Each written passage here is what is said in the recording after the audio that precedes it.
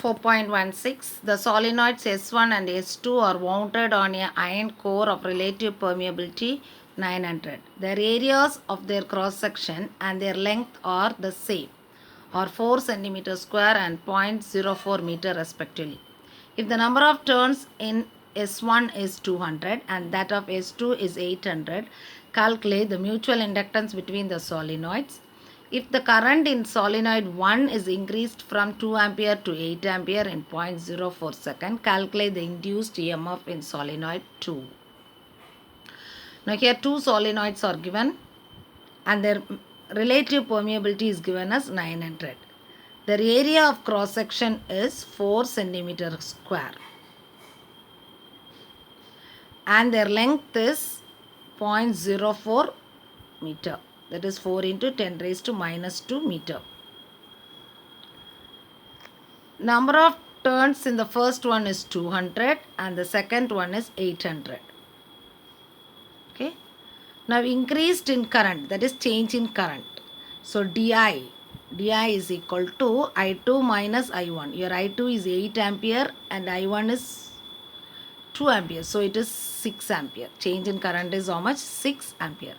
And the time is equal to 0.04 second. That can be written as 4 into 10 raised to minus 2 seconds. Now the induced EMF is equal to minus m into di by dt. So what is m here? M is equal to mu 0 mu r n1 n2 a by L. Okay. So we'll go for finding m value. So 4 pi into 10 raised to minus 7.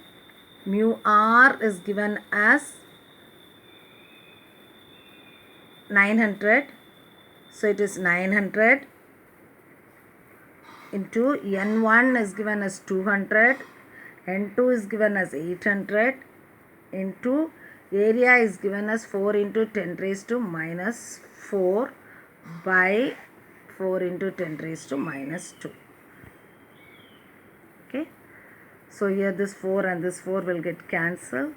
So it is 4 pi 4 into 3.14 into 10 raised to minus 7 into 9 into 10 raised to 2 into 2 into 10 raised to 2 into 8 into 10 raised to 2 into 10 raised to minus 4 into 10 raised to 2.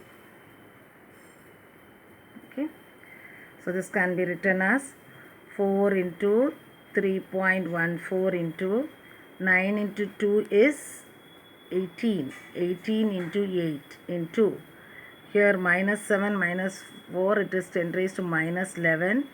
1, 2, 3, 4, that is into 10 raised to 8. Okay. So you'll get it as 12.56 into 18 into 8, that is 144. Okay. Into 10 raised to minus 3. So this value is 1.81 into 10 raised to 3 into 10 raised to minus 3. So you'll be getting m value as 1.81 Henry. So we got the m value. Now we'll go for finding the epsilon value. Epsilon value is equal to minus m into di by dt.